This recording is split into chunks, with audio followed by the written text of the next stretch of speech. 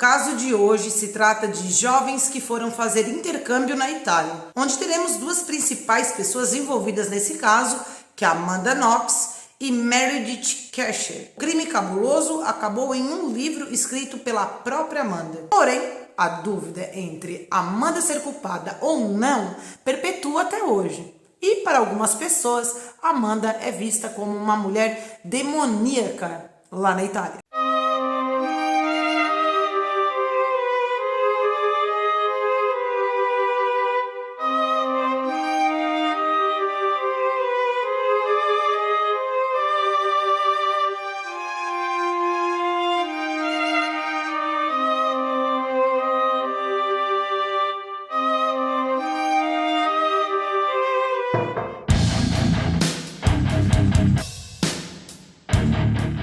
Muito bem, eu vou começar já no início do vídeo pedindo para que vocês me deixem um like aqui no vídeo. Convido para quem não é inscrito se inscrever aqui no canal e também nos seguir nas redes sociais, que tem link aqui embaixo na descrição.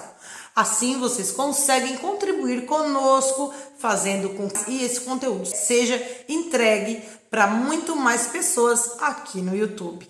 Quero deixar já claro também que a minha língua estrangeira é péssima, que eu vou falar muitas vezes errado. Que já dá um porco pra mim falar em português corretamente. Mas o que vale é a intenção e o que vale é tirar, literalmente, a dúvida de vocês quanto a esse caso. Procurei em muitos materiais, vídeos, documentários, artigos sobre esse caso. Cheguei sim a uma conclusão que eu vou contar para vocês no final. O vídeo, creio eu, que vai ficar extremamente extenso, mas vamos ver aí se não se estende tanto para não ficar tão longo. E nós teremos o caso da Amanda Knox, graças a uma inscrita aqui do canal que sugeriu esse vídeo, que é a Júlia Porto, e eu carinhosamente chamo ela de Julinha. Ela sempre é muito ativa aqui na comunidade. E vocês que também têm vontade de ouvir algum caso criminal aqui no canal, vocês comentem aqui embaixo nos comentários, me deixando uma sugestão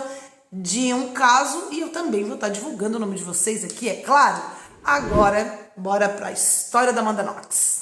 Amanda Knox nasceu dia 9 de julho de 1987, morava em Seattle, nos Estados Unidos. Era estudante de uma universidade nessa mesma cidade. Amanda, ela se achava uma moça dependente demais da família. Ela acreditava que ela não conseguia, talvez, fazer todas as coisas que ela queria, se desenvolver como poderia, justamente por sempre estar debaixo das asas da família. Ela queria ter uma vida um pouco mais independente. Ela cursava linguística. Surge uma oportunidade para ela fazer um intercâmbio. E ela, como gostaria muito de conhecer novas pessoas, novas culturas, visa já um lugar que ela gostaria muito de conhecer, que era a Itália. Ela era apaixonada pela cultura italiana, pelos italianos, por tudo que tem na Itália, e ela era fascinada por esse mundo italiano. A mãe da Amanda gostaria que ela fizesse o intercâmbio na Alemanha,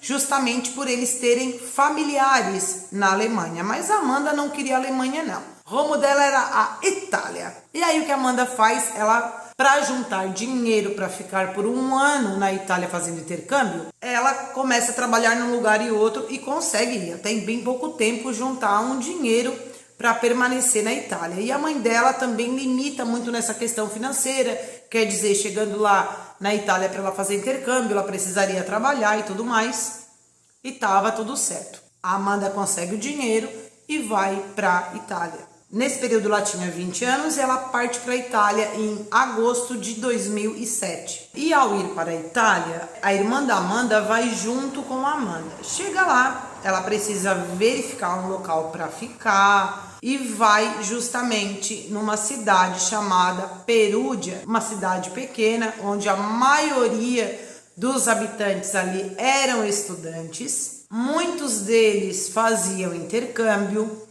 E ela vai até uma agência procurar casa para ficar, onde ela iria se estabelecer nesse período de um ano. Pois bem, ela acaba encontrando duas meninas italianas que também precisavam dividir a casa. Elas já tinham uma casa e precisavam diminuir o custo de aluguel. A Amanda vai até essa casa, gosta da casa, fica ali, conhece alguns lugares, junto com a irmã dela, elas dão uma volta, se situa ali na região. Porém, gente, elas embarcam, tanto a Amanda quanto a irmã dela, para a Alemanha para visitar alguns familiares. Nesse período, enquanto ela vai na Alemanha para visitar os familiares, tem a Meredith, que é a moça que vai estar envolvida no crime. O nome dela é Meredith Susannah Kara Kercher. Ela nasceu no dia 28 de dezembro de 1985.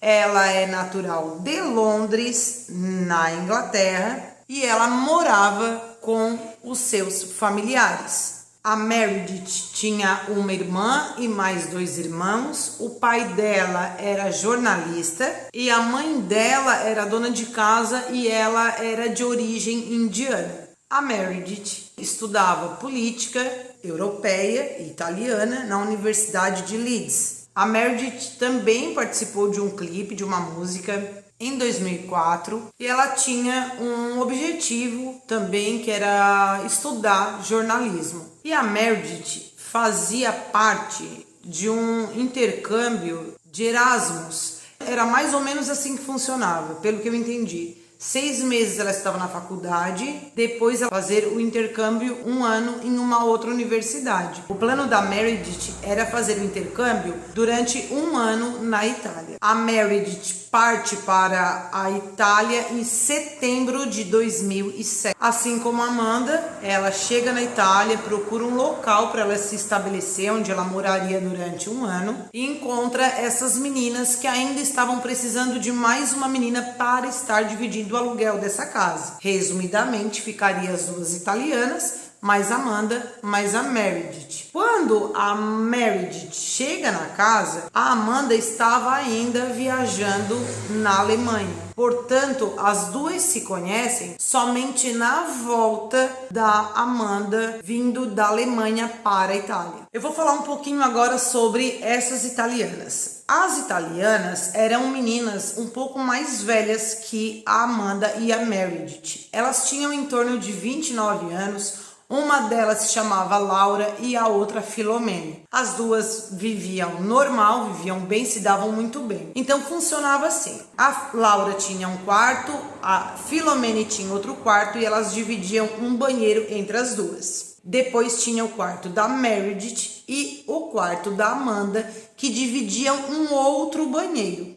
Então na casa havia 2 banheiros. Essa casa, ela era assim, era como se tivesse uma descida. Eu aqui vou chamar de barranco, é assim que eu chamo. Na frente desse lote, né, tu vê uma casa baixa, porém a parte de baixo, devido a esse declínio, tinha outra moradia, que é uma espécie de porão.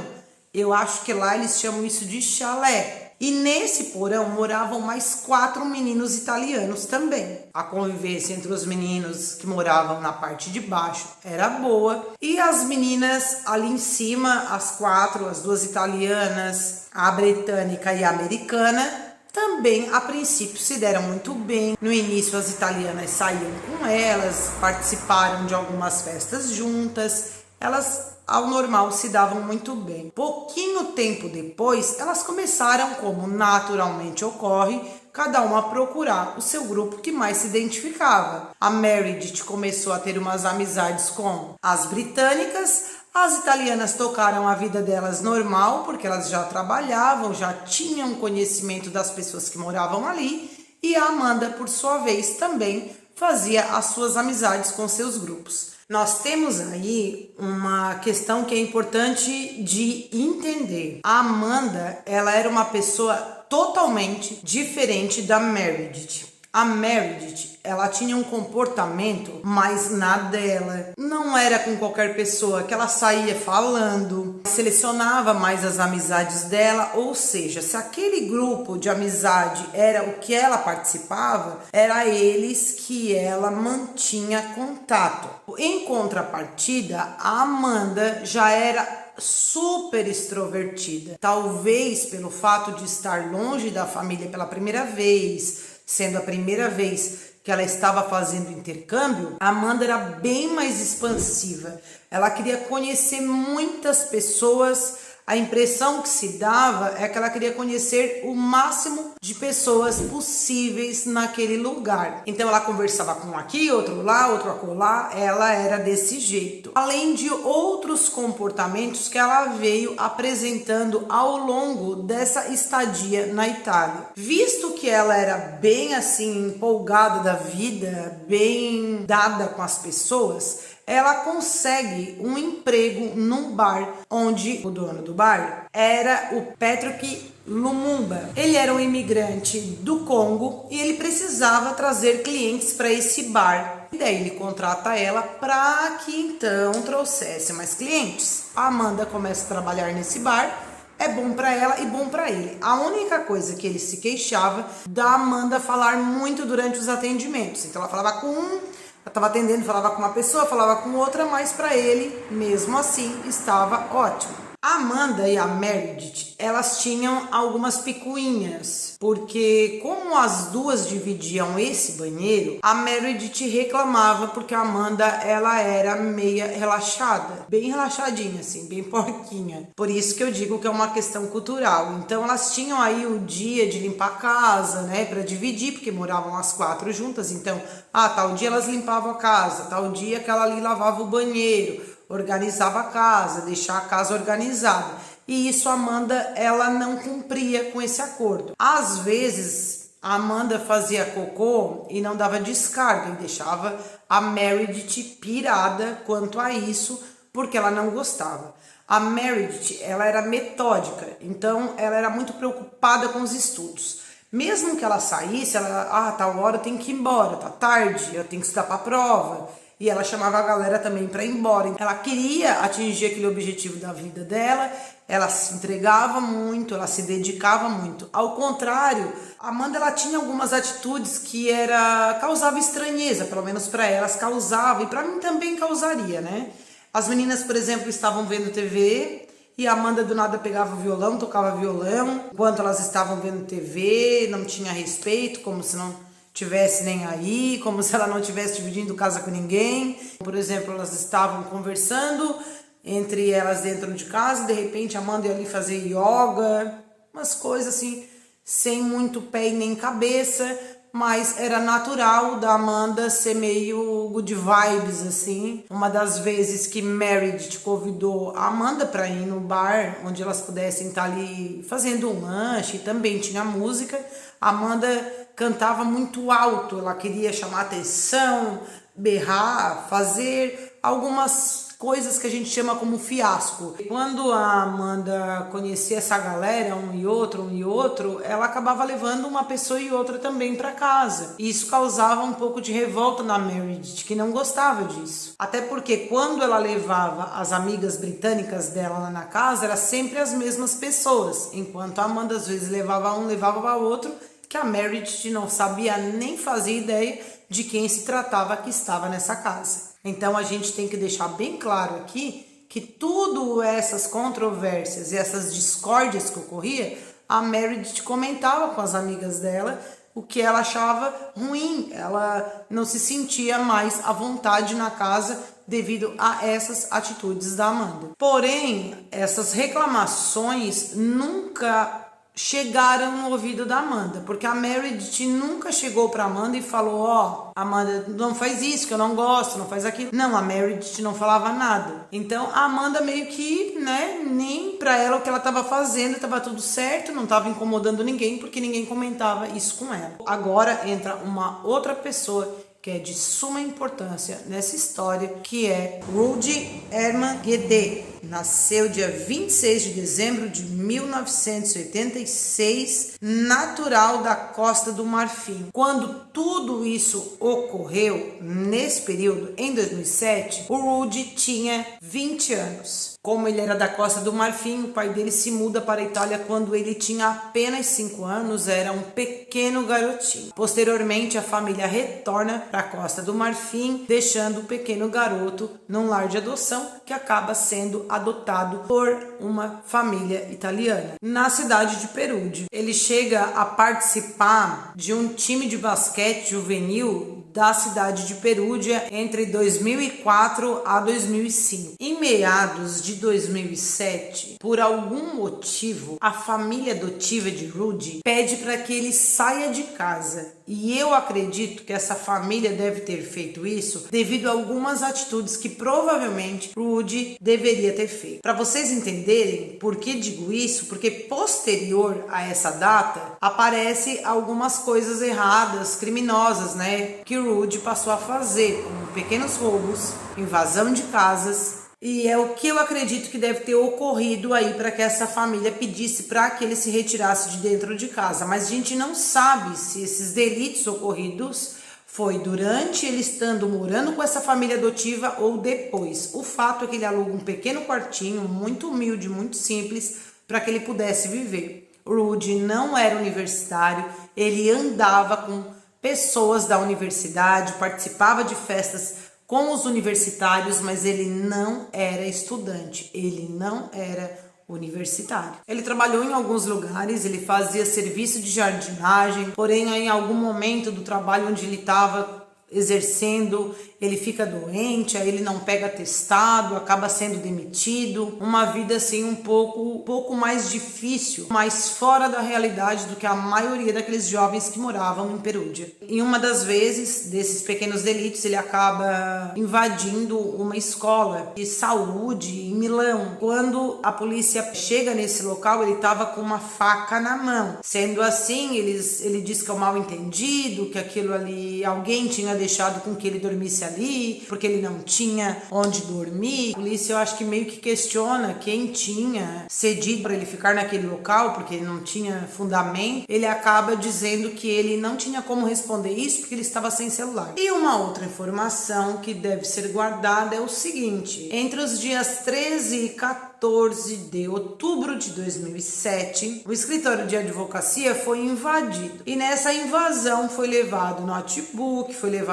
documentos do escritório e foi levado aparelho celular. Até aí ninguém sabia quem tinha feito a invasão nesse escritório. O Rudy acaba sem querer aí conhecendo a Amanda no trabalho da Amanda. A Amanda estava atendendo, foi servir ele. E aí eles trocam uma ideia, a Amanda diz que era americana, sabe, aquelas conversas meio assim, sem noção, nada demais, uma conversa bem nada a ver, morreu o assunto. Nesse mesmo período, acontece que um americano, amigo do Rudy, estava de aniversário. O Rudy acaba ali bebendo nesse aniversário, aproveitando e bebendo. E esse aniversariante também bebeu demais da conta. O Rudy pega esse aniversariante, esse amigo dele americano, leva até a casa dele e volta para a festa. O Rudy adorava a festa, ele adorava estar assim na rua, na casa de um e de outro. Quando ele deixa esse americano em casa e vai para um bar, nesse bar, que ele já tinha bebido uma porrada, encontra com os italianos, que eram aqueles meninos que moravam na parte de baixo da casa da Amanda e da Meredith. Encontrando eles lá, beleza, porque eles se conheciam nas quadras de basquete. Os meninos também jogavam basquete. Eles conversam ali, trocam uma ideia entre um e outro. De repente, quem aparece é a Amanda. Aí a Amanda diz pra ele, oi, tal. Daí ele começa a falar alguma coisa, daí ela diz, tu não lembra? A gente já se conhece lá do bar onde eu trabalho. Outro dia a gente trocou uma ideia, ele falou, é isso mesmo e tal. E os meninos italianos disseram, a gente já vai embora. Vai rolar um after lá em casa, tu quer ir? Aí ele disse, eu vou, porque ele gostava disso. O negócio dele, quanto mais gente convidasse ele pra sair, melhor. E aí vão todos eles pra casa. Amanda, os meninos italianos e o Rudy, que tá vindo pra lá também, pra participar desse after. Ao chegarem na casa, o Rudy vai pra parte de baixo da casa juntamente com os meninos italianos e a Amanda vai para a parte de cima onde ela morava. Depois de um tempo, ela desce, fica ali com os meninos, e ela começa a puxar um breu. Sabe o que é breu? Acho que vocês não sabem o que é breu, né, gente? Breu é do meu tempo que se falava breu. Hoje tem outro nome, não vou falar. Aí ela tava ali puxando um breu, sentada, conversando, babá. Todos eles ali puxando um breus, puxando um beck. Desce a Meredith. a Meredith surge nesse after. Ela também puxa um cachimbo da paz, fica conversando com eles um pouco também e depois de um tempinho as duas retornam para casa, já que a Meredith não poderia ficar muito tempo porque precisava descansar para no outro dia estudar.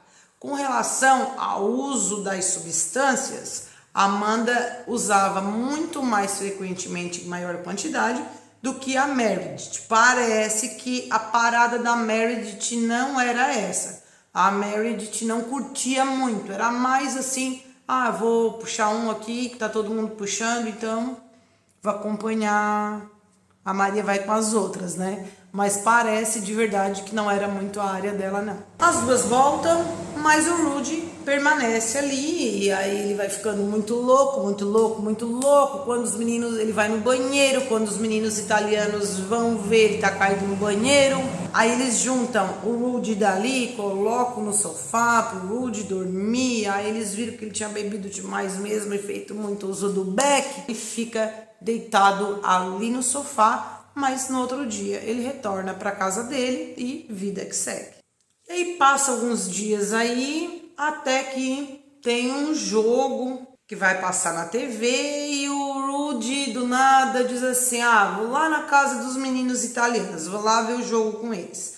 Os meninos não tinham convidado ele nem nada, mas ele aparece lá de repente, e nesse dia do jogo, eles estão lá assistindo o jogo, normal, não aparece nem a Amanda nem a Meredith, mas a Laura, que é uma daquelas italianas, ela entrega um dinheiro para os meninos para que os meninos pudessem fazer a compra de uma substância ilícita. A única menina que ele não conhece é a Philomene. A Philomene ele nunca viu. Só para deixar claro que depois daquele after, o Rudy, ele nunca mais viu a Amanda, gente. Nunca mais. A única pessoa que ele via de vez em quando era a Meredith, que frequentava alguns bares junto com as amigas britânicas dela, que eram os mesmos bares que o Rudy frequentava com os amigos universitários. Em uma dessas vezes, nesse bar, houve um jogo de rugby que era Inglaterra contra a África do Sul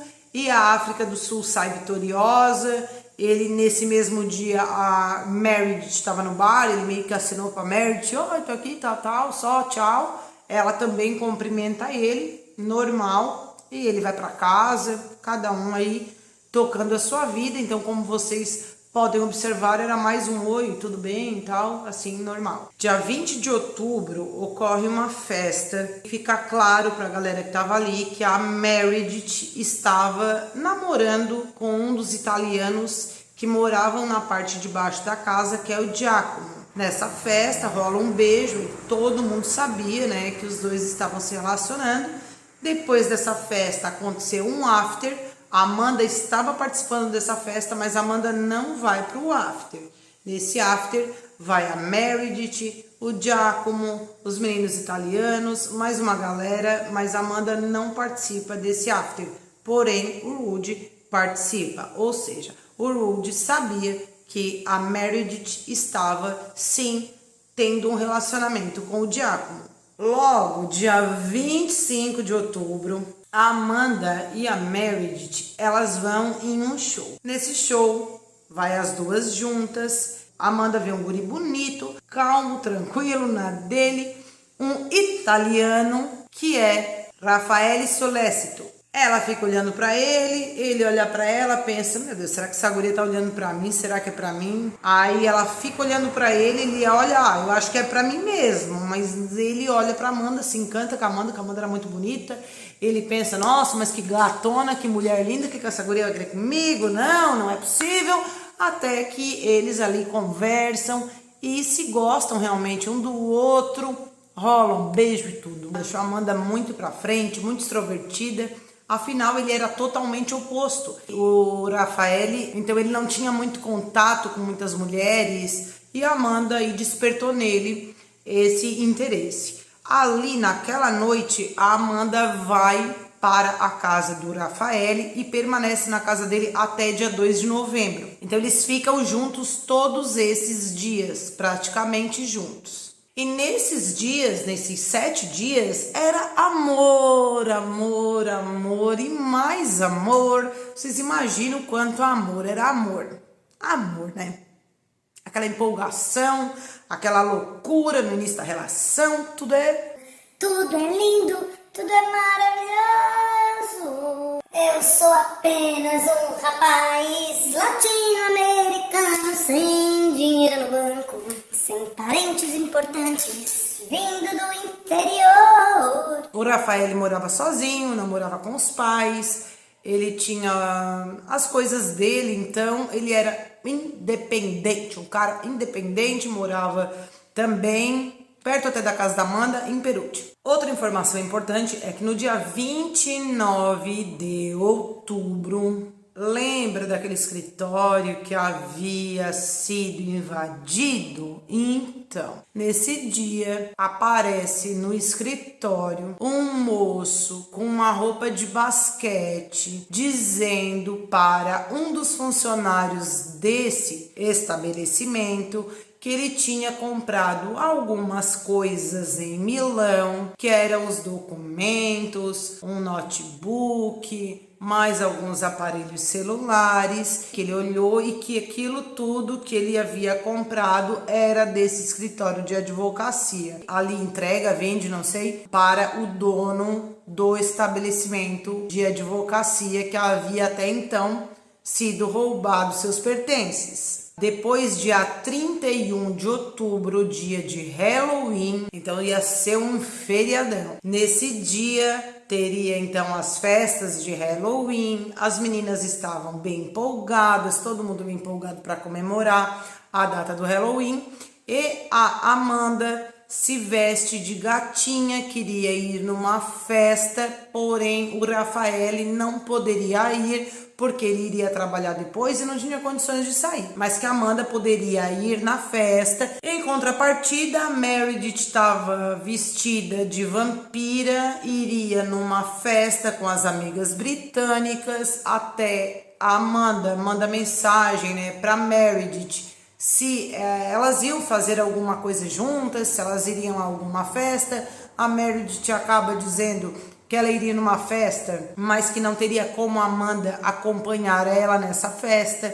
Depois ela até comenta com as meninas que se sentiu mal por esse motivo de ter falado para ela que não poderia ir nessa festa e tal. Mas o fim é que a Amanda vai para uma outra festa lá. Em torno de quase 2 horas da manhã, a Amanda sai da festa, se encontra com o Rafael e vão para a casa da Amanda. Agora, a Meredith, com as amigas britânicas, vão numa festa, depois elas param num outro bar e acabam numa balada que estava bem lotada, bem cheia mesmo. Nessa festa, nessa balada, uma amiga da Meredith, uma das britânicas, estava com um rapazinho lá, um guri o tempo todo. A Meredith também tinha um guri que estava com ela ali o tempo todo. As meninas, amigas dela, sempre ali em grupo com ela, direto juntas. Tinha também acho que um DJ ou um cara do bar, enfim, tinha um moço que estava atrás do balcão do bar e que ficava jogando gelo na Meredith direto, chamando a atenção dela.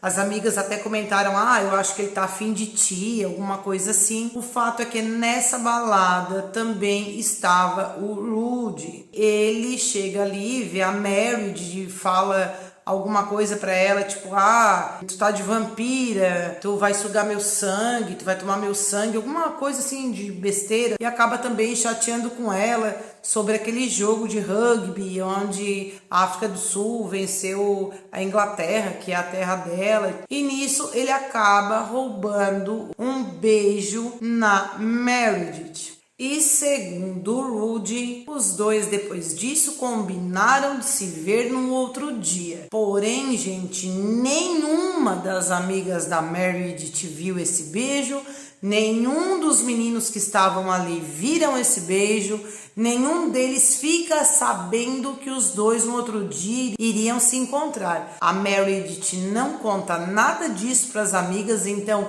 não se sabe a veracidade dessa informação que o Rudy vem a falar depois que os dois ficaram de se encontrar. Em nenhum momento. O fato é que o Rudy ali diz que depois ele estava muito louco, que ele estava muito bêbado e que ele não lembrava de muita coisa. Mas disso ele lembrava. Ele estava muito louco, mas ele lembrava que a balada estava cheia, ele lembrava desse beijo, ele lembrava que ele iria se encontrar com a Meredith no outro dia. Dia 1º de novembro de 2007, feriado em toda a cidade de Perugia. No dia anterior, no dia 31, já várias pessoas tinham saído para viajar, ir para casa dos familiares, já tinham seguido a vida aí, né? Em torno das 9 horas da manhã, a Amanda e o Rafael já foram para a cozinha preparar ali o café da manhã. A Filomene também já levanta com um namorado que estava na casa dela. Eles começam a preparar as coisas também para irem viajar. Então, na casa ficou somente até esse período aí de manhã a Amanda com o Rafael e a Meredith, que estava dormindo. Resumindo, não tinha. A Laura em casa, já tinha saído. Filomene tinha ido viajar. Os meninos italianos já tinham ido viajar também para casa dos pais. Em torno das 4 horas da tarde, a Amanda e Rafael vão para a casa do Rafael. Em torno das 3:30 da tarde, a Meredith manda mensagem para as amigas britânicas dizendo que ia na casa delas para elas fazer alguma coisa, já que era feriado. Ela chega nesse encontro com as amigas, já começa a reclamar que ela acordou, que a Amanda já estava na cozinha com esse Rafael, que já estava lá com o namorado, que ela estava se sentindo meio desconfortável. E ela fica lá, elas ficam comendo pipoca, elas ficam comendo lanche, assistem filme, coisas normais de meninas. Nesse mesmo período é o horário que o Rudy acorda com muita ressaca, meio cambaleando, com aquela ressaca terrível, né? Vocês sabem como que é, né? Uma boa de uma ressaca. Ele não lembrava de muita coisa, mas ele lembrava que tinha que encontrar com a Meredith. Em torno das 7:30 da noite, ele sai de casa. Daí ele pensa assim, eu tenho uma balada hoje, então eu já vou me arrumar bem, eu me encontro com a Meredith e depois eu vou para essa balada. Então ele vai bem arrumadinho e tal, para encontrar com a Meredith. Só que ele passa na casa da Meredith e ele não encontra ninguém. Vai na parte de baixo, os meninos também não estavam e ele fica rondando por ali até em torno das 7:50. Isso é visto por uma câmera de um estacionamento que tinha perto da casa das meninas. Depois ele ficar ali um tempo e tal, e não aparece ninguém, ele decide ir para a casa de um amigo dele que morava ali perto, vai lá, fica um pouco lá. E enquanto isso, lá na casa do Rafael estava os dois pombinhos, 8:18, o Patrick, que era o patrão da Amanda, manda uma mensagem para Amanda dizendo que ela não precisava ir trabalhar naquele dia, porque no dia anterior foi muito cansativo e também como era feriado, eu acho que até ele não ia abrir, alguma coisa assim, o estabelecimento, mas a Amanda na hora não vê a mensagem, porque ela estava assistindo o filme, e depois, quando ela vê a mensagem, ela retorna dizendo, ok, obrigada, até depois, até logo, até depois, uma palavra assim que ela quis dizer até, sabe, tipo, até amanhã, até daqui a pouco, até depois, mas não como até depois de uns minutos, até depois de algumas horas. O que ela quis se referir ali foi até logo. Por exemplo, às 8:20 da noite tinha mais imagens do Rudy nesse estacionamento esperando a Meredith, segundo ele.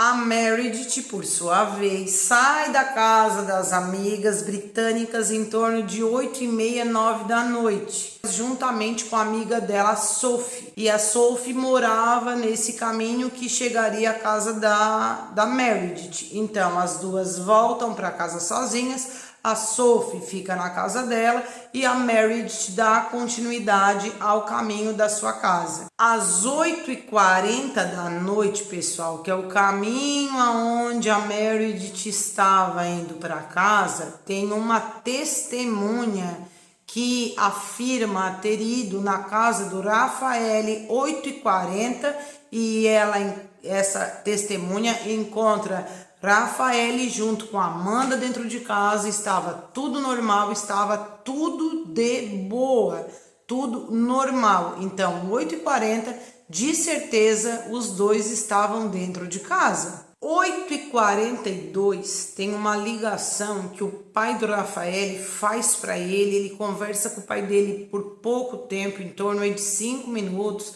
uma conversa rápida, mas isso é provado no telefone dele, que ele tem esse contato com o pai dele, às 8h42. Às 9h da noite, em 1 minuto, a Meredith é vista no estacionamento perto da casa dela. Às 9h10 da noite tem um registro no computador do Rafael, onde alguém ali digitou alguma coisa, mas existe uma prova que 9h10 da noite Rafael ou alguém estava na casa do Rafael, porque ele morava sozinho, a Amanda estava lá com acesso no computador dele. 9h26 tem um outro registro no computador do Rafael, onde ele pesquisou ali um desenho animado, alguma coisa, tá registrado também, 9h26 da noite. Segundo o Rudy, estava lá esperando a Meredith vem chegando em casa, pergunta, o que tu tá fazendo aqui? Daí ele diz, lembra que a gente combinou de se encontrar? Aí ela diz, entra aqui. Aí ela abre a porta, convida ele para entrar. Ele entra na casa das meninas, onde nesse caso estava só a Meredith. Ao entrar dentro de casa, não sei como, ela percebe que o dinheiro dela tinha sumido, tinha desaparecido. Visto que desapareceu, ela começa a falar um monte pro Rudy. Isso aqui é coisa da Amanda, Amanda roubou meu dinheiro. Aí ela vai até o quarto da Amanda, revira tudo, quer saber onde é que estava esse dinheiro, porque a Amanda era uma drogada, a Amanda era isso, a Amanda era aquilo, a Amanda era aquilo outro. Ela abre as gavetas, não encontra dinheiro nenhum, fica possessa da vida, fica muito nervosa. O Rudy tenta acalmar ela, diz pra ela ter calma, que tudo ia dar certo, para que ela prestasse atenção antes de falar, essas coisas erradas, tudo. Mas aí em determinado momento o Rudy pede para ela se ele podia tomar alguma coisa, porque ele estava com sede. Antes dele ter ido para ali para casa dela, ele tinha comido um negócio lá, feito um lanche. Ela disse que ele podia se sentir à vontade, ele vai até a geladeira, bebe uma bebida lá. E os dois começam a conversar na sala, desenvolver alguma coisa mais caliente, vão pro quarto e eles ficam seminus, rola mão aqui, mão acolá, rola algumas coisas, mas que é usado mão, usado boca, usado tudo, mas não o fato em si. O fato em si não rola, porque, segundo ele, nenhum dos dois tinha um preservativo. Depois desse envolvimento, desse negócio todo entre os dois, bate uma dor de barriga no Rudy. Bate uma dor de barriga nele mesmo. E ele vai pro banheiro das meninas italianas. Deixa a porta do banheiro aberta e coloca um fone de ouvido. Ele ouve um grito muito forte que chega até abafar assim, o som. Esse grito, ele sai ali do banheiro, ele não dá descarga nem nada. Ele vê um homem, mas que estava muito escuro, ele não conseguiu ver direito quem era, não conseguiu ver o rosto, não conseguiu ver nada. Os dois começam a discutir ali e tal, esse homem sai correndo, e aí onde ele vai abrir a porta do quarto e ele vê que a Meredith estava com muito sangramento, principalmente no pescoço, e ele tenta conter o sangramento com uma toalha. Mas depois ele tentando estancar esse sangramento que não parava, ele ficou louco, jogou um edredom em cima do corpo dela e saiu correndo porque não sabia mais o que fazer. Foi para casa dele, se lavou, se limpou ali, mas que ele não foi pela estrada principal, porque senão muitas pessoas ele ia ver ele com sangue e pensar alguma coisa, e ele saiu correndo porque ele poderia ser culpado. Então ele toma um outro caminho, se limpa, depois ele vai para uma balada.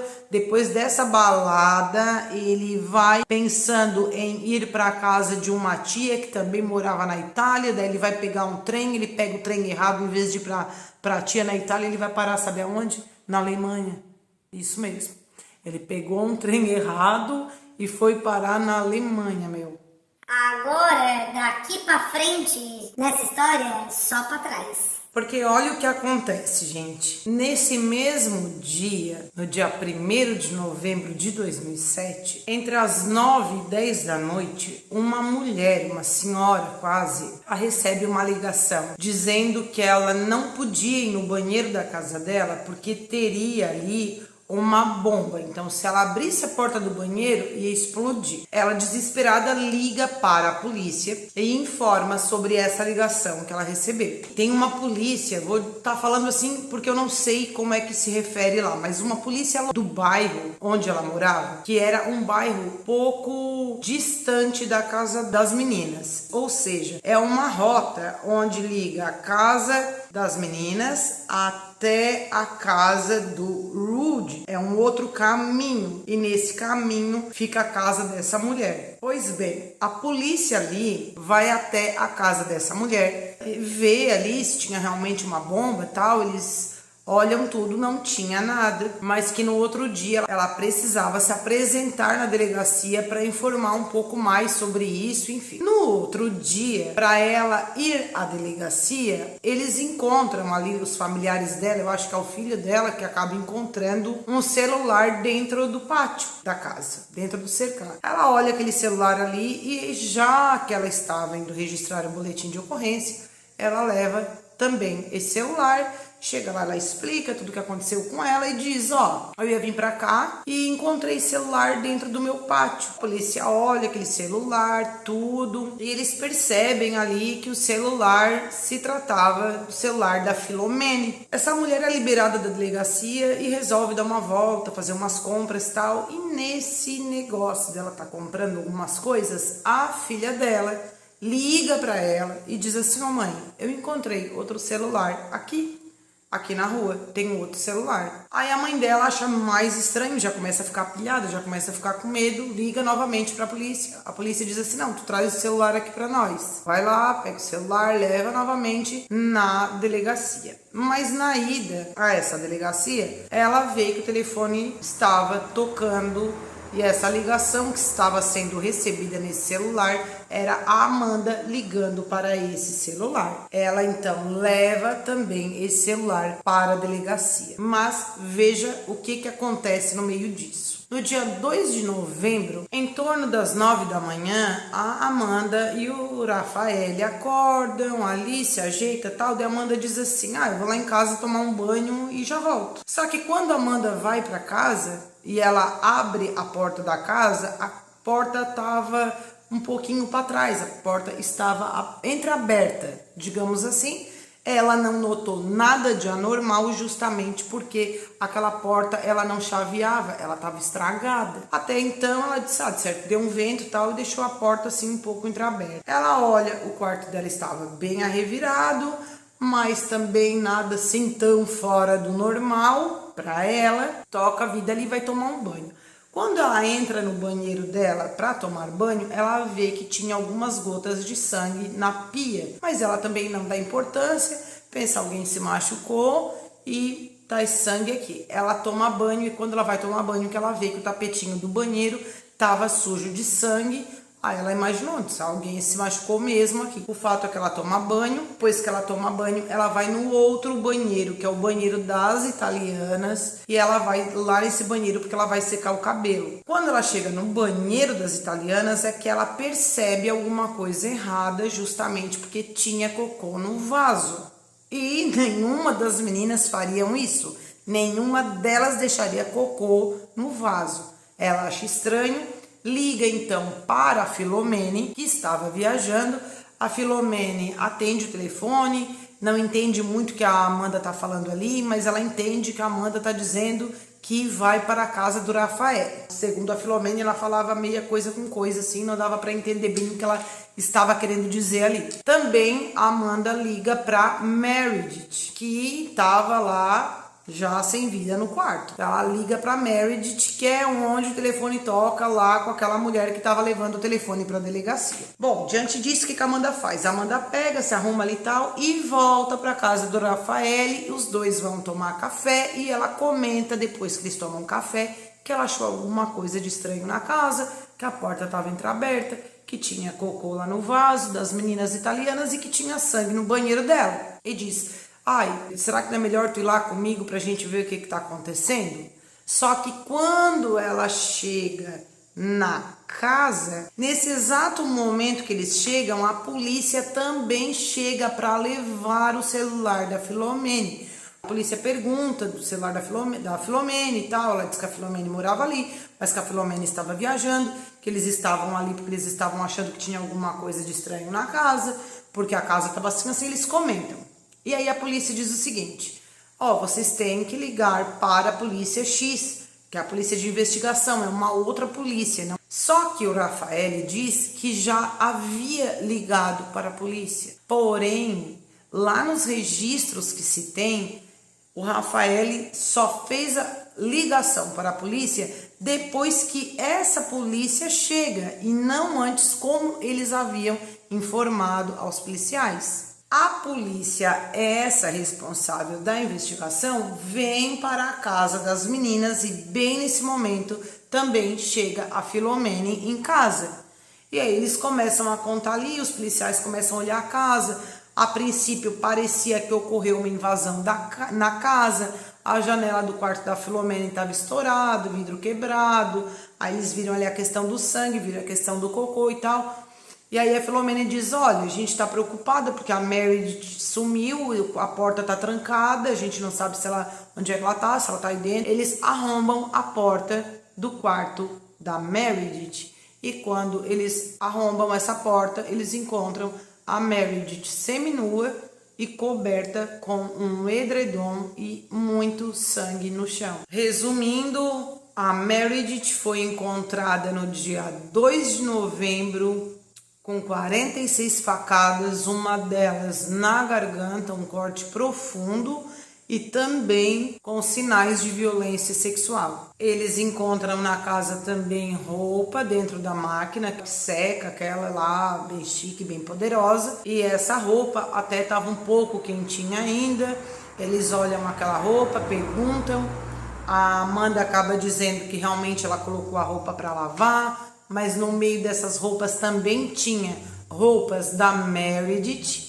E a polícia questiona ela o porquê ela colocou roupa da Meredith para lavar. Ela diz que era costumeiro delas fazerem isso, de colocar a roupa de uma e outra para lavar junto, mas isso é desmentido pela Philomene e também pela Laura, que dizem que essa prática não era comum na casa, que cada uma lavava a sua roupa. E o que causou estranhamento, e é muito comentado isso nos casos que se falam da Amanda Knox, é o fato de que quando eles encontram o corpo da Meredith ali, tanto Amanda e Rafael na frente da casa acabam trocando 3 selinhos.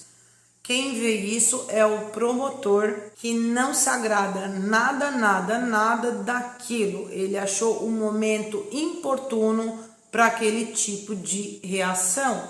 Ou seja, a colega de quarto de Amanda havia falecido de uma maneira brutal e ela estava trocando 3 selinhos com o namorado. Foram para a delegacia, todo mundo desesperado com o que havia ocorrido com a Meredith. Tem um comentário que as britânicas acabam dizendo: mas eu acho que ela não deve ter sofrido tanto, tal, meio que falando um consolo para outra, e a Amanda acaba dizendo assim: claro que ela sofreu sim, sofreu muito, e elas acharam também que isso não foi um comentário bacana para o momento que estavam vivendo ali. A Amanda não poderia mais entrar na casa dela porque todo aquele local estaria sendo estudado pelas investigações, então eles não poderiam entrar na cena do crime. Diante disso, 2 dias depois do ocorrido, a Amanda e o Rafael são vistos dentro de uma loja, gente, de roupas íntimas. Só que eles foram lá comprar roupas íntimas justamente porque a Amanda estava sem roupa. Então ela precisava comprar alguma coisa. E aí as especulações depois que surgem com relação da Amanda é que os dois estavam comprando roupas para fantasias sexuais e que os dois falavam de sexo no meio da loja, estavam se divertindo muito com isso. Vocês começam a entender aí essa questão já, tá? A polícia leva a Amanda para a cena do crime para que ela dissesse ali o que aconteceu, se aconteceu alguma coisa, o que houve. Eles colocam todas as facas que tinham na cozinha em cima da mesa e ali a Amanda tinha que dizer qual é a faca que estava faltando. Nesse momento ela não sabia de nada, ela começa a entender que porque ela teria que saber qual é a faca que estava faltando. Por que ela?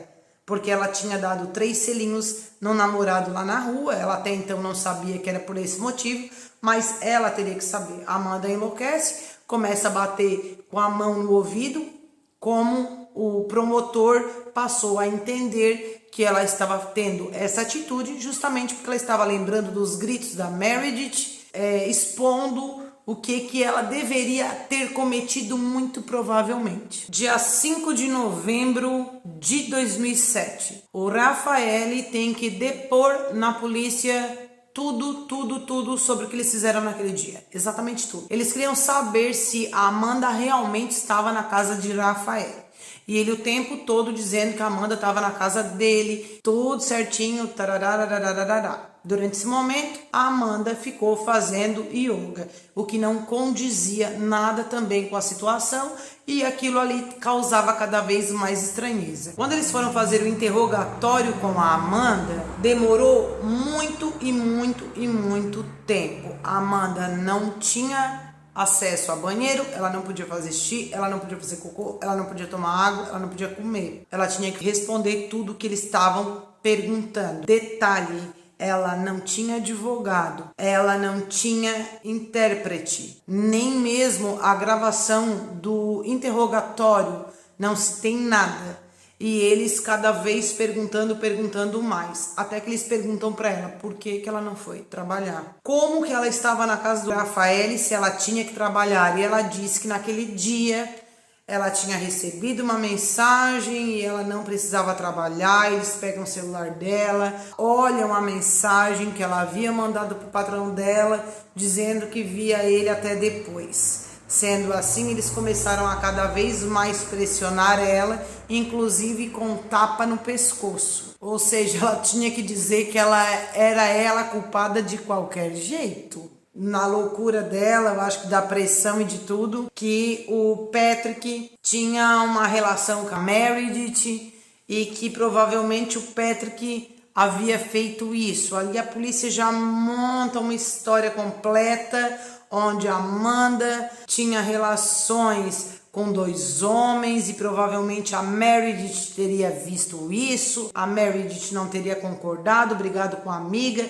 e a Amanda, manipuladora que era, fez com que os homens matassem a Meredith. Visto que ela tinha dito isso, eles prendem o Patrick, ela faz uma carta, explica que ela não estava sabendo mais nem o que ela estava falando, porque ela já estava ali há horas no depoimento, que ela estava sendo obrigada a falar certas coisas, que ela não conseguia mais ter lembranças ao certo, aquele embaraço, gente, que dá na cabeça de tanta pressão, tanta loucura. O promotor desse caso, Giuliano Mignini, esse homem, ele chegou na cena do crime poucas horas depois deles terem encontrado o corpo de Meredith. Quer dizer, esse promotor se trata de uma pessoa extremamente conservadora, um homem extremamente católico. Qualquer coisa que saia um pouquinho do eixo, ele atira várias pedras. Quando ele chega para ver a cena do crime, ele observa a Amanda dando 3 selinhos no namorado, ele diz: foi ela. Foi ela sim, porque essa menina não tem boa conduta não. Ela faz yoga no meio da delegacia, ela compra roupa íntima 2 dias depois que a amiga veio a falecer. Essa menina não é boa coisinha não. Acho que é ela sim. E aí ele quer provar essa teoria aí a todo custo. A base do que eu acho que é. Eu acho que essa história vai casar legal, muito legal. Ela é uma americana, ela tem um jeito extremamente diferente, provavelmente tem a relação com esse namorado agora, já foi dormir na casa dele no primeiro dia, então ela não é uma pessoa de boa índole. Muito provável que ela que tenha executado todo esse plano satânico. Essa menina não é de Deus. Essa menina, ela é abominável. Além disso, ela muito provavelmente fez isso por inveja da Meredith, porque a Meredith, ela era uma britânica, uma menina excelente, uma menina de primeira categoria, e a Amanda, por sua vez, pode ter feito o ritual do sexo, pode ter feito isso porque ela e o namorado, mais o patrão, provavelmente era uma relação de trisal. Então ela é uma satânica, ela é uma demoníaca, ela saiu de lá da América para vir aqui fazer os seus serviços de bruxaria.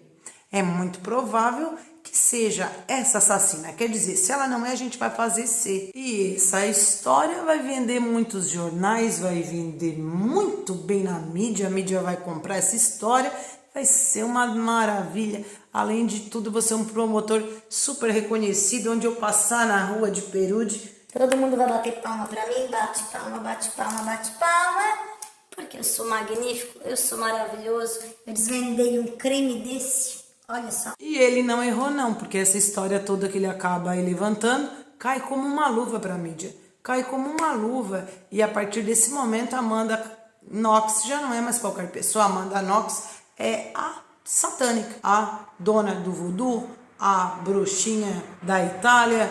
Ela é, então, um exemplo a não ser seguido por ninguém, porque ela é mau. Mas não para por aí. A Amanda presa como suspeita da morte, Patrick suspeito da morte, o Rafael também preso por suspeita da morte, mas tudo viria ao olhar para Amanda. Porque a Amanda é a encapetada de tudo.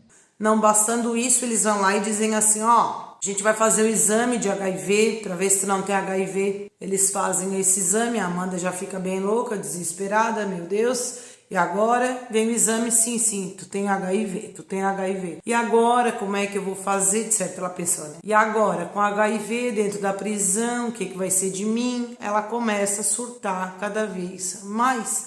Ela passa a escrever um diário relatando tudo aquilo que ela estava passando, começa a fazer uma lista com quem é que ela teve relação, com quem é que ela não teve, porque essa pessoa isso, essa pessoa aquilo, ela começa a surtar legal, gente.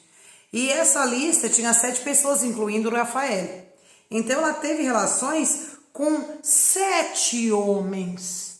Isso é abominável. Nossa, mas isso era o suficiente para provar o quanto baixa a Amanda era. E aí, diante dessa história, o diário da Amanda vaza para na mídia, a mídia divulga e ela vira praticamente a prostituta italiana. A prostituta estampada a cara no jornal para quem quisesse ver o perigo que era essa garota. Ela, com a sua tcheca de ouro, conseguiria manipular qualquer homem. Olha que caso, que casa bem pra mídia, assim, bem esmiuçadinho. Depois de toda a vergonheira na rua, aí eles vêm e dizem, não, tu não tem HIV. A gente só fez isso para fazer um teste psicológico contigo, para ver qual seria a tua reação.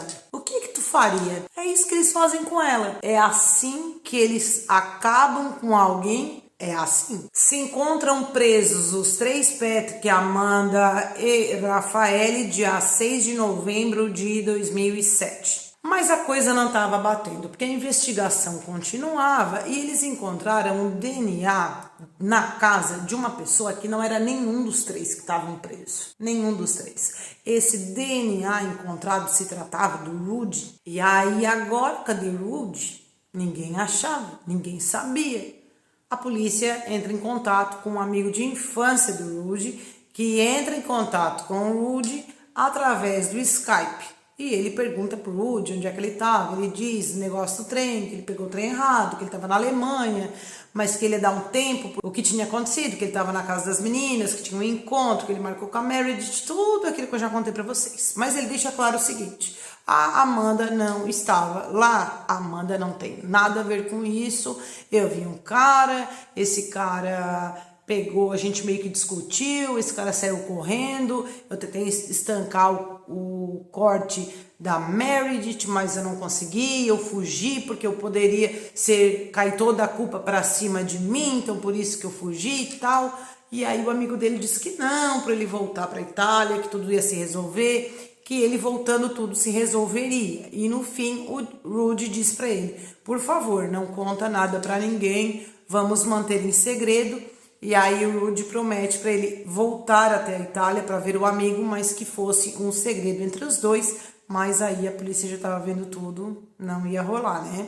O fato é que o Rudy volta da Alemanha e quando ele chega na Itália, ele já é preso. Exatamente no dia 6 de dezembro. Sendo assim, o Patrick é solto, nada acontece com ele, porque ele também não tinha nada a ver com o negócio, com o babado todo. A mídia também bate foto da prisão do Rudy no momento que a polícia detém ele, e isso acaba nos jornais, e quem aparece é o dono daquele escritório de advocacia que reconhece o Rudy. E ele vai lá até a delegacia, dá o depoimento dele e diz: olha, esse moço veio até o meu estabelecimento e ele encontrou os meus pertences porque ele havia comprado, isso não batia, enfim, o Rudy havia roubado as coisas desse escritório e depois foi lá vender tudo aquilo que ele tinha roubado. Daí ficou um negócio meio que estranho, né? Assim que o Rudy é preso, a família do Rudy levanta todo o questionamento sobre a questão racial, que a Amanda era uma americana rica e o Rafael era um italiano, então eles tinham mais condições e tudo estava caindo em cima do Rudy justamente porque ele era negro. E isso poderia ser um crime racial, várias coisas eles vão argumentando. Aparece um advogado para a defesa do Rudy, que segundo ele se manifestou a defesa do Rudy justamente por ter ficado com pena do rapaz, que ele acreditava na inocência do Rudy e ele resolve ajudar. O fato é que o Rudy é preso, a Amanda fica aliviada e diz assim: nossa, eu vi ele 2 vezes, mas eu não imaginava que ele poderia ter feito isso. Então tá beleza, agora ele que é o culpado, certo, a gente vai ser liberado, né? Mas não é isso que acontece. Na verdade, o Rudy mesmo preso, a galera lá, os jornalistas, a galera da mídia não estava muito preocupados com o Rudy não, porque os olhos todos estavam lá para demoníaca internacional. E com o advogado, aí o Rudy muda a versão dele, infelizmente. Eu digo infelizmente porque aí ele muda a versão. Ele diz que o que aconteceu foi que ele estava no banheiro e aí a Amanda chegou, ele ouviu a Amanda chegar em casa.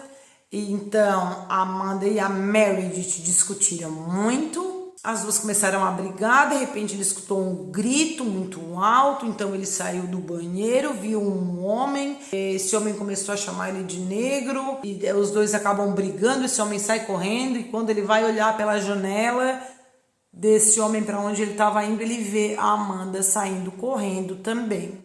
Então ele já coloca a Amanda na história depois que ele está com um advogado. Começaram também a coletar os depoimentos das amigas da Meredith, que foi uma confusão, tá, gente? Não vamos estender muito aqui, porque já vai ficar gigante o vídeo, mas elas diziam que as duas não se davam bem, que a Meredith vivia reclamando da Amanda, que a Amanda tinha atitudes que não condiziam com o momento. Também eles perguntam muito para as meninas, para as italianas, né, o que elas achavam a respeito do namoro da Amanda e do Rafael, já que tinha sido tão rápido. A Laura acaba dizendo que ela achava estranho aquilo, que era meio precipitado demais, meio rápido demais, que ela achava esquisito, né? E a Philomene já não, disse que os dois eram muito queridos, muito fofos e tal, que a Amanda estava muito feliz com ele, que ele estava feliz com a Amanda.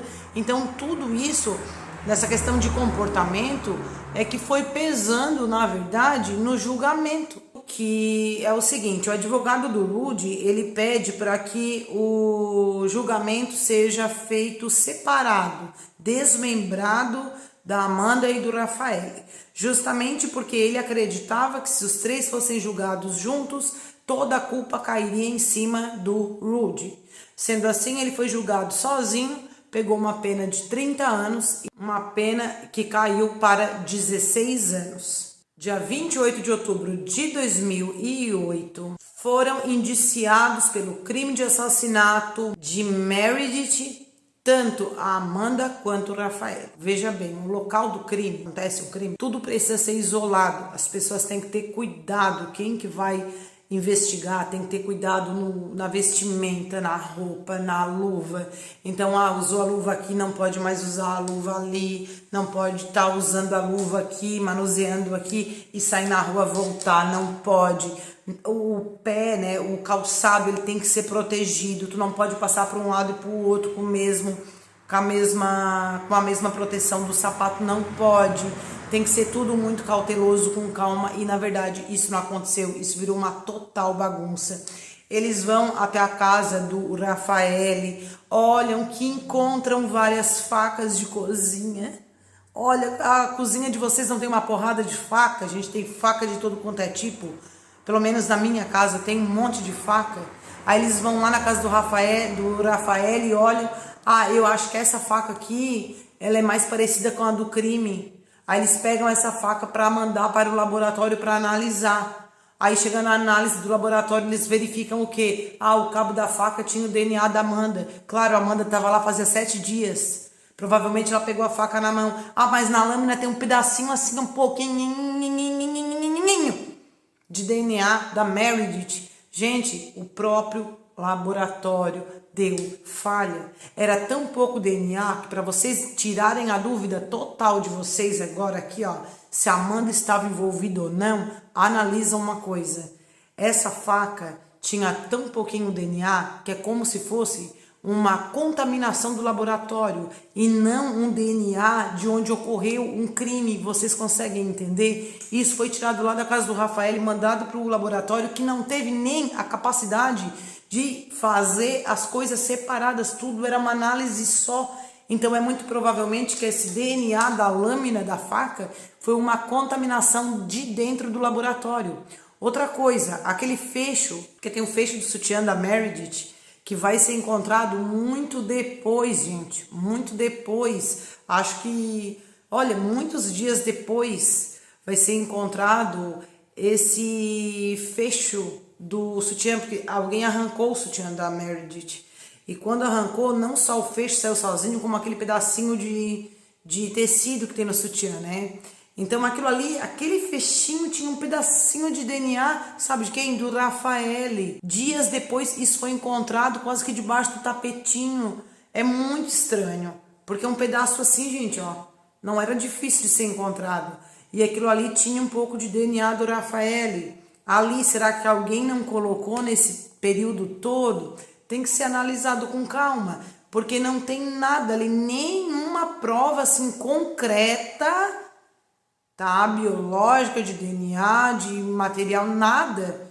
O que foi encontrado, gente, que essa menina foi abusada, tinha DNA, mas era do Rudy. Até porque ele mesmo contou, né, que os dois estavam naquele climão lá, né? É muito complicado dessa parte assim de se engolir. Fora que dentro da casa tinha muitos e muitos e muitos DNA do Rudy, estava espalhado na casa. DNA dele, mas não da Amanda. No quarto, por exemplo, não tinha DNA da Amanda, não tinha nada.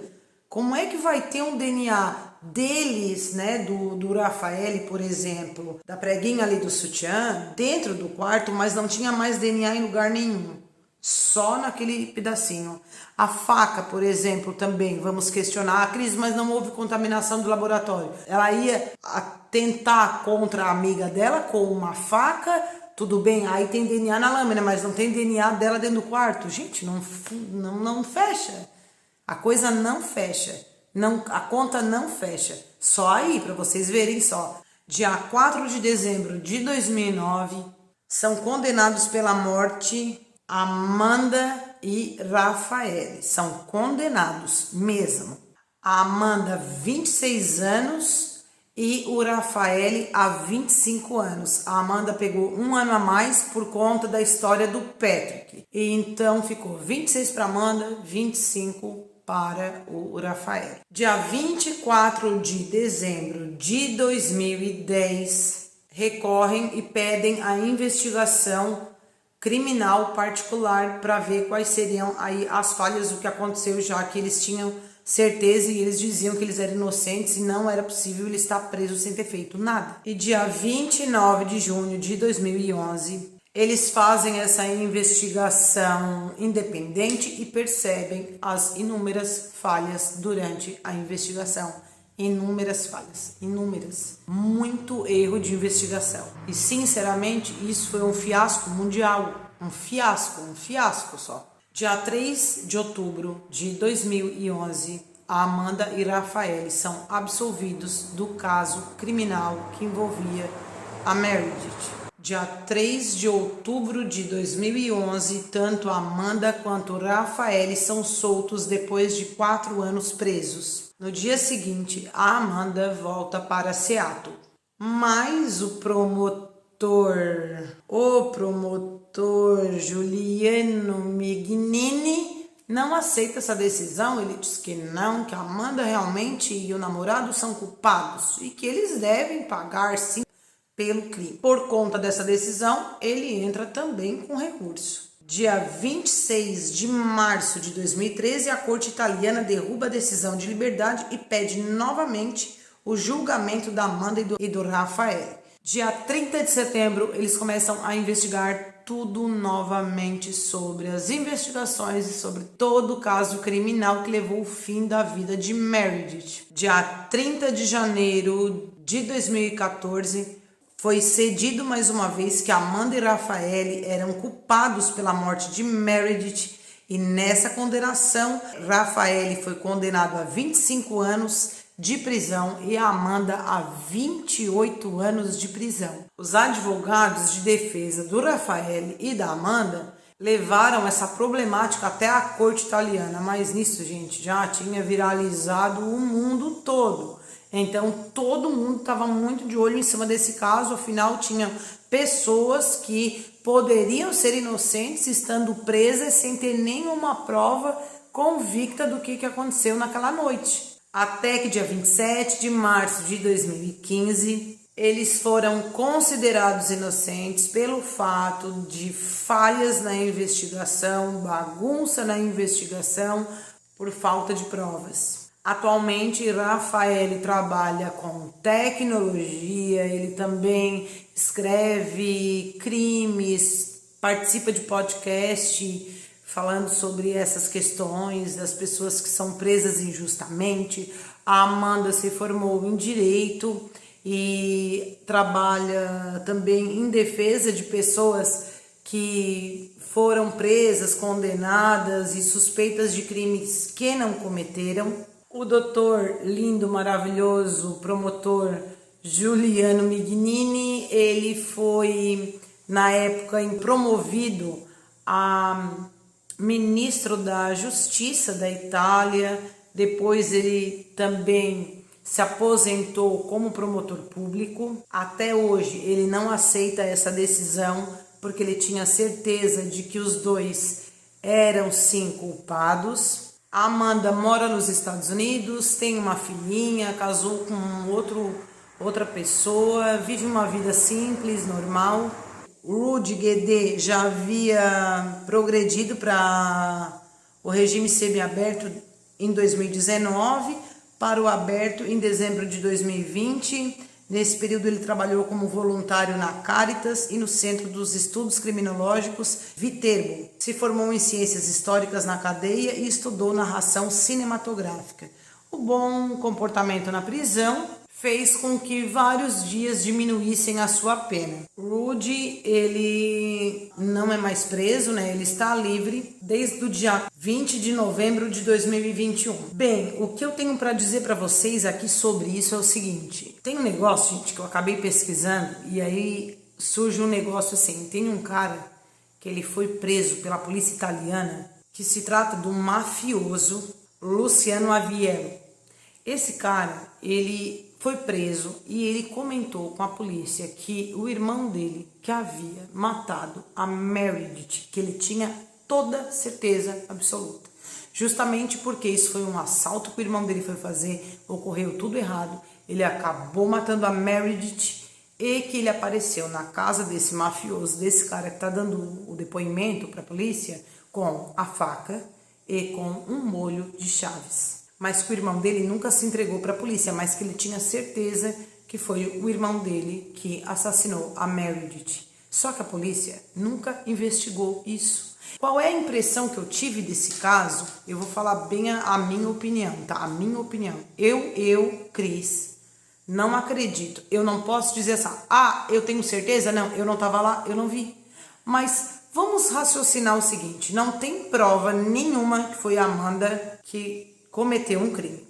Não tem prova nenhuma, em momento nenhum, que foi o Rafael que cometeu o crime. Essas duas questões não tem como prova nenhuma que eles estavam lá. Não tem prova.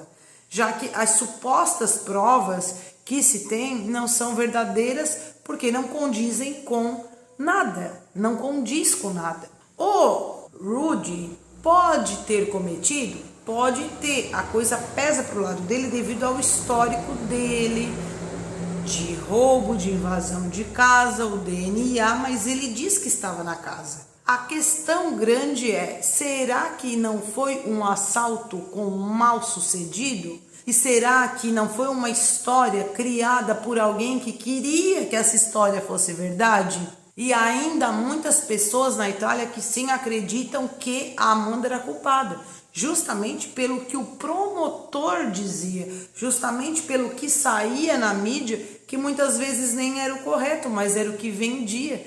Então é isso que é muito necessário que a gente compreenda todas essas coisas. Na minha opinião, eu não vejo que a Amanda e o Rafael fossem culpados desse caso. O Rudy até pode ter ficado muito louco, lá naquele momento muito louco, que deferiu muitos golpes contra a Amanda, porque são 46 facadas. Então não ia dar tempo de, tô aqui no banheiro, ouvi um grito, levantei, já tem 46 facadas, vocês entendem? E também tem a questão da violência sexual ali, né, do suposto abuso. Não dá tempo, gente, não dá tempo. Essa história do Rudy, pra mim, ficou mal contada. Ele muda a versão, ficou pior ainda. E pode até ser que ele seja inocente, porque até hoje ele disse que nunca fez nada, que ele não fez nada e que ele não fez nada. Pode ser. Mas eu ainda, com questão da Amanda, pra mim, mais foi que uma propaganda de tanto se falar que as pessoas passaram a acreditar, inclusive que ela fazia ritual satânico, que ela era uma satânica. Então essa é a minha opinião. Pessoal, por favor, me deixa um comentário aqui, compartilhe esse vídeo, porque esse vídeo deu muito trabalho para mim trazer todas essas informações para vocês, eu tive que ler muito artigo. E te convido a nos seguir na rede social, deixa meu like, deixa um comentário e eu te espero aqui na próxima vez, te espero aqui no próximo vídeo. Um grande beijo, que o universo nos abençoe. Tchau, tchau. Obrigado, Julinha!